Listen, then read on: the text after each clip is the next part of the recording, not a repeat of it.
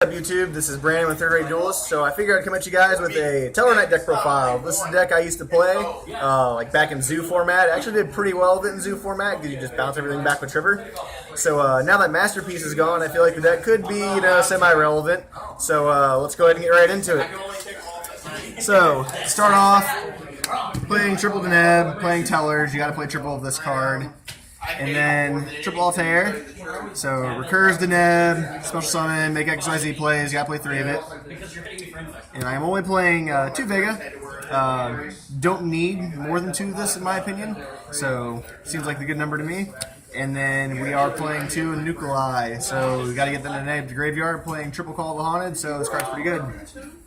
And to round off monsters, playing double Honest, so just like Trick Stars, this deck has a hard time combating anything that's bigger than Trigger.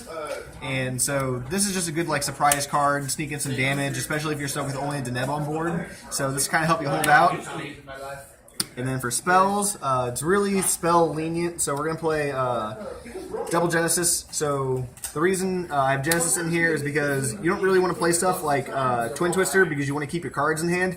And I am still playing Solemns in this, so I couldn't justify playing Cosmic Cyclone over this.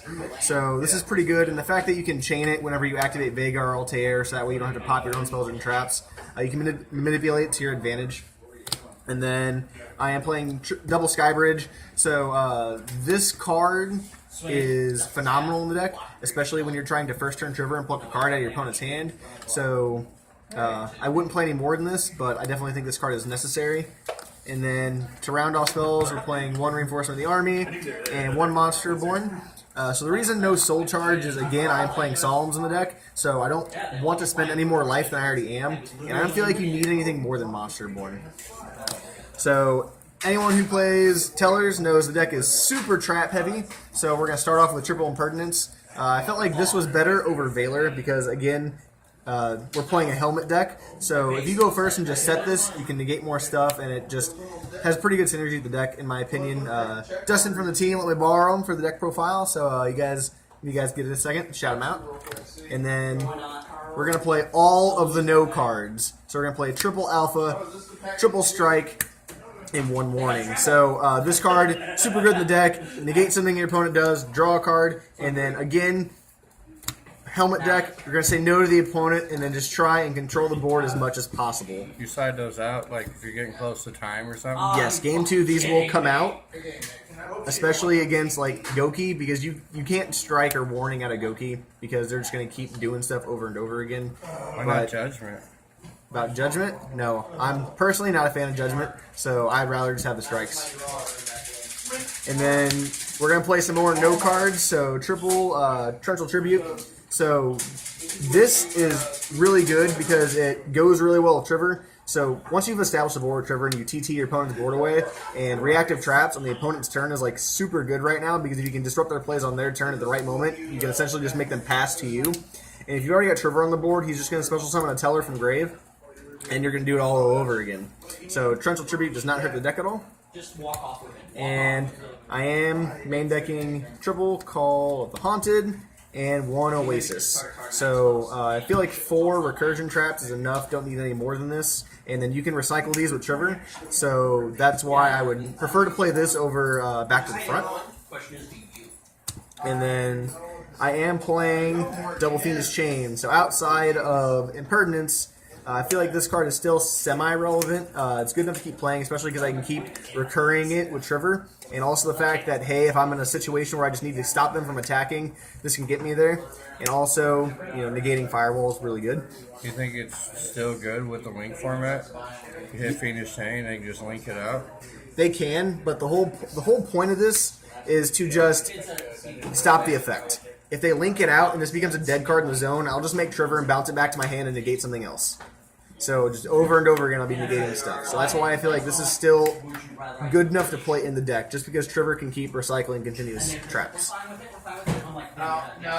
And then I am playing double Bottomless because, again, say no to your opponent. This card's still decent in my opinion, and I am extra decking Rafflesia. So worst case scenario, you set a Bottomless, play Rafflesia, and you got double Bottomless on your opponent's turn.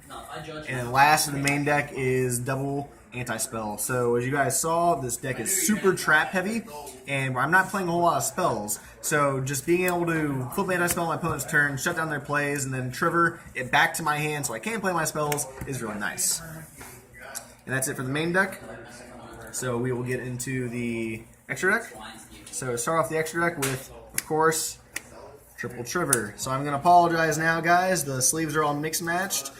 Team members have been letting me borrow cards for the deck profile, so that's why it is the way it is. But triple trigger, you need 3 of this just because the way Link format is right now. You're going to link out of your trigger and special summon Tellers from your graveyard because he will still get his effect when you link out of him. Keep that in mind. So you need 3 of this, and I am playing double of this one. It's a first turn trigger. You only need 2 in my opinion. And then 1 diamond. So the diamond is in here because Burning Abyss is gaining popularity. You just make this card against Burning Abyss and just straight up lose. So that's why this is still in here. Think it'd be good versus Dangers? Potentially, because they're all darks and it stops their effects. So this is only really good against Burning Abyss because they can't send from deck to graveyard. So it makes Dante dead. So like the issue with this and Danger is they'll just keep doing it over and over again if they have multiple copies of, like, let's say Bigfoot in hand. So it's okay against them, but again it really shines against Burning Abyss or like Shaddolls, but Shaddolls aren't relevant anymore, unfortunately. And then one of this guy, because if you can essentially get 5 materials on him, you say no to your opponent and they can't play the game. 1 Castel just to out problems. And then still playing 1 Del Toros. The reason being is because, like, if you special summon like a Link monster, you can't trigger that turn. So you just make Del Toros and pop a card and kind of sit on him. And then 1 Souk. Just because draw power, and you're playing Call of the Haunted, so you don't really mind discarding your monsters. And then 1 Dweller. So the reason Dweller's in here is because going against Goki, you just make this card against them with all your back row, they lose. 1 Rafflesia, because worst case scenarios, I'm going to Rafflesia them and then bottomless their stuff away. And then, of course, 1 Soul Day, because it's a Soul Day, and you want to search your warriors. And then the last Link that's actually being played in the deck is this guy. Generic, Link 2, light type. So you go through your Soul Day, you just make this guy to further your plays. And the rest of the extra deck is cherry targets. So Gumblar, because I don't like my hand getting discarded. Firewall, because I don't like Goki. Omega, and then last but not least, Dante from Burning Abyss. So for the side deck, what's up? You got a Soul Day in your main deck. Yeah, and then the Soul Day is main deck, so you can cherry target Goki with it. So it serves 2 purposes for that. And then on to side. Double Reaper. So again, I'm playing Reaper targets, Soul Day, Firewall, all that. Card's super good. And then double Veiler. So if I know I'm going to go second, I'll take out the Fiendish Chains for this, just so that way I can stop my opponent. And then triple double Sphere Mode and 1 Lava Golem. This would be a Sphere Mode if I had another one, but I don't. So it's Sphere Mode because Goki is a harder matchup for this deck, because once they extra link you, you can't really just trigger out of their board, and you can't do something like Fiendish Chain, the Fiendish Chain, the one that says they can't be destroyed, Cerberus, because Goblin says they can't be targeted. So this is in there to clear the board, and so that way I can still play the game. And then double Wiretap because of Altergeist. I can't really play that other trump card.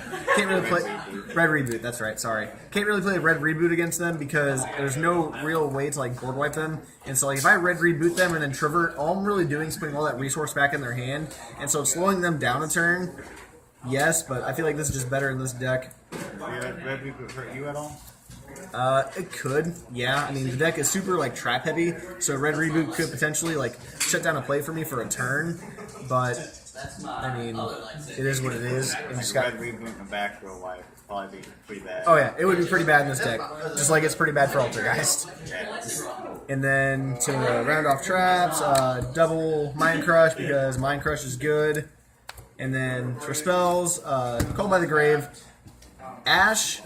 really hurts this deck because a lot of times you'll have Justin Deneb, and if your opponent ashes Deneb, you're in a really awkward situation, and it's really hard to recover from that. So if I can find a room in the main deck, these will eventually go in the main deck, but for now they're in the side. And then double twin twister. I know I said earlier that you kind of want to keep your cards in your hand, but against matchups like Altergeist, this is kind of like a necessary evil. Just this deck loses against decks that can play back row as heavy as they can, and so I feel like this is kind of necessary. So that's it for the deck profile, guys. Like, comment, subscribe. So shout outs to Dennis and Dustin and Joe for getting me cards I need to build the deck, like Impertinence and Soul Day. So things along those lines. So thanks, guys, and let us know down in the comment section below what you guys think of the deck profile, and tell me what you guys want to see. Later, YouTube.